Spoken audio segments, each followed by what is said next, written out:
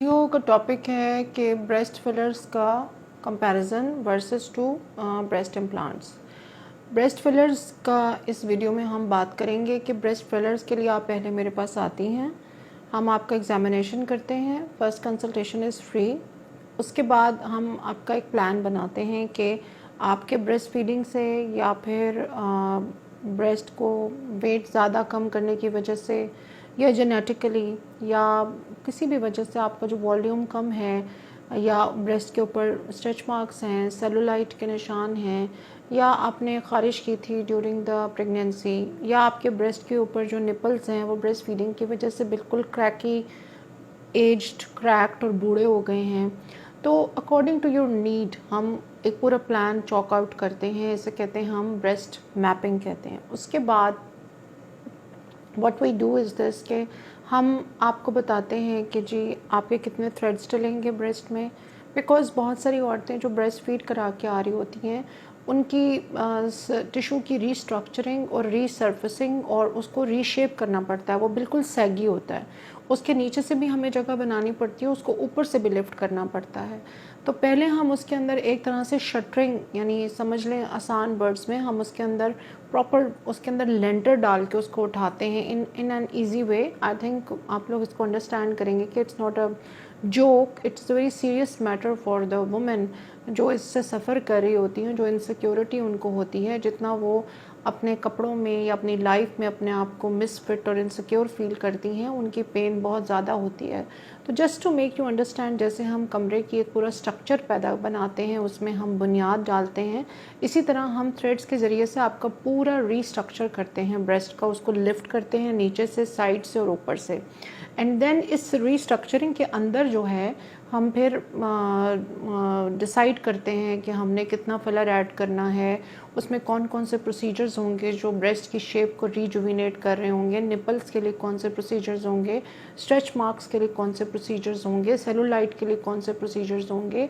If you want a very young, glowy and rejuvenated nipple and breast, तो उसके लिए कौन से पील्स और कौन सी हम सारी चीज़ें ऐड ऑन करेंगे, उसका हम पूरा एक प्लान, टाइमलाइन और स्ट्रक्चर डिसाइड करते हैं। आप स्पेसिफिक डे के ऊपर मेरे पास आती हैं। उसके बाद हम आपके पूरे एरिया को एंटीसेप्टिक सोल्यूशन से, पायोडीन से नीट करते हैं। जहाँ आपका ब्रेस्ट की सर्जरी ऑलमोस्ट जो क्लिनिक में हम काम करते हैं 1 से 1.5 घंटा लगता है, जिसके अंदर हम डिपेंडिंग ऑन द टास्क के आपके कितने काम होने वाले हैं उस हिसाब से, यानी अगर आपका सिर्फ ब्रेस्ट लिफ्ट है और बहुत ज़्यादा सेगिनेस नहीं है, बहुत निपल की रिजुविनेशन या बहुत ज़्यादा इस तरह के काम और नहीं हैं, तो इन दैट केस ज़ाहिर है थोड़ा टाइम लगता है। लेकिन अगर आपके बहुत सारे काम हैं तो फिर मैक्सिमम भी 1.5 से 2 घंटे के अंदर आप फारिग हो जाती हैं। हम आपकी ड्रेसिंग करके आपको घर भेज देते हैं और आप उसी वक्त घर में जा सकती हैं, घर जा सकती हैं। कोई बेहोशी नहीं होती, कोई इसके अंदर पेन का ऐसा एलिमेंट नहीं है। 1-2 दिन थोड़ा सा डिस्कम्फर्ट रहता है, उसके लिए हमने आपको बाद में पेन किलर्स दी हुई होती हैं, और आफ्टर दैट 2 वीक्स के बाद आप फॉलो अप के लिए आती हैं एंड दैट्स इट। इसके अंदर ना तो कोई हॉस्पिटल एडमिशन है, ना इसके अंदर कोई ब्लड टेस्ट्स हैं बहुत ज़्यादा, ना एनेस्थीसिया की ज़रूरत है, ना ऑपरेशन थिएटर की, ना रूम में दाखिल होने की, ना किसी हॉस्पिटल में जाने की, ना ही आपका कोई इन्फेक्शंस का बहुत ज़्यादा डर होता है, ना ही आपका कोई इस किस्म का पोस्ट प्रोसीजर को बड़ी बड़ी कट या स्टिचेस या कोई इस तरह की चीज़ें नहीं हैं जिसके लिए आपको बहुत ज़्यादा मतलब ज़रूरत हो for any kind of hospital admission. एक छोटा सा 1-2 जगह से हम आपका जो जगह जहाँ से इंट्रोड्यूस करते हैं अपना फिलर्स और थ्रेड्स और जो भी हम प्रोसीजर्स कर रहे होते हैं, वहाँ छोटी छोटी सी ड्रेसिंग्स होती हैं जिसके ऊपर आपने अपनी एंटीबायोटिक क्रीम लगानी होती है और पेन किलर्स खानी होती हैं, और बाकी आपकी नॉर्मल लाइफ वैसे ही कैरी कर सकती हैं। आप जॉब पे जा सकती हैं, आप अपने घर के काम, cooking, what ever you do, driving, आप शॉपिंग, सब कुछ कर सकती हैं। So this was the preview of how the breast filler की जो प्रोसीजर इन क्लिनिक होता है वो कैसे होता है। और दूसरी वीडियो के अंदर मैंने आपको बताया है कि آپ کا جو امپلانٹس ہوتے ہیں، سرجیکل امپلانٹس ڈالنے کا پراپر طریقہ کیا ہوتا ہے، اور دونوں چیزیں ہی ہم کر رہے ہیں. ہماری پوری ٹیم ہے جو ان چیزوں کو دیکھتی ہے. اور ہاں، جو انٹیمیٹ ٹریٹمنٹس ہوتے ہیں، because I am a woman, تو woman like to get it done from me. اس میں ہم ان کی پرائیویسی کا پورا خیال رکھتے ہیں. ہمارے کلینک میں کوئی میل ہم نے اٹینڈنٹس میل ہیلپرز نہیں رکھے ہوئے in order to keep the woman in a safe and cosy and comfortable environment. اور جب پروسیجر ہوتا ہے تو I prefer to do it all by myself. میرے ساتھ کوئی ہیلپنگ نرس بھی نہیں ہوتی.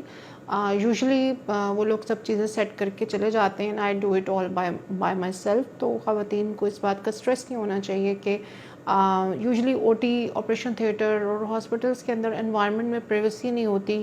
وہاں پہ میل بہت ہوتے ہیں. آپریشن تھیٹر اسٹاف میں میل بہت زیادہ ہوتے ہیں. انستھیٹسٹ یوزلی میل ہوتے ہیں، جس سے خواتین بہت گھبراتی ہیں. اینڈ بیکاز انہوں نے فل بے ہوش ہونا ہوتا ہے تو وہ بہت ہیزیٹنٹ ہوتی ہیں for these kind of procedures in hospitals. تو یہ تھا review breast fillers, threads, Profhilo, Scarlet, P R P, hyaluronic acid کے ساتھ، یا وٹ ایور جتنے بھی ملینز آف ٹریٹمنٹس ہم کرتے ہیں. ایون بریسٹ ہائفو ہوتا ہے، جو بھی ہوتا ہے وہ کلینک میں ہوتا ہے، وہ میں خود کرتی ہوں. اینڈ میرے کلینک میں کوئی میل ہیلپ ہماری موجود نہیں ہے، بیکاز ہماری 90% کلائنٹل جو ہے they are women not main.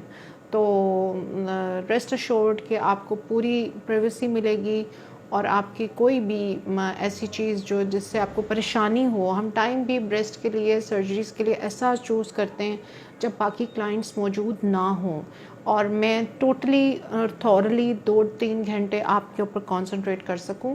Because وہ بار بار کلائنٹس کا آنا جانا جو ہے وہ دیٹ ریئلی بادرسم تھنگ ہوتی ہے، کہ پھر ہم آپ کو ایک اسپیشل ٹائم پہ بلاتے ہیں جب میں بالکل فری ہوتی ہوں، اور اس ٹائم پہ ہم کوئی اور اپوائنٹمنٹ فار 3 hours نہیں دیتے ہیں. So this is the way how breast fillers are done and breast treatments are done in our clinic. And I hope آپ کے میں نے سارے کویشچنس کے جواب دے دیے ہیں. اگر پھر بھی کوئی کویشچنز ریمیننگ ہے تو kindly leave an direct message in the comment section, and we will try to cover it in next videos. Thank you very much.